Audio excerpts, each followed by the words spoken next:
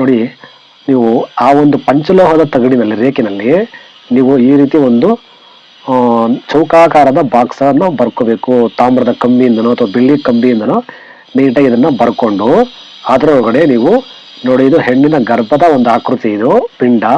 ಇದು 2 ರೌಂಡ್ಗಳು ಸರ್ಕಲ್ ಬರ್ತಕ್ಕಂಥ 2 ವೃತ್ತ ಹಾಕೋಬೇಕು.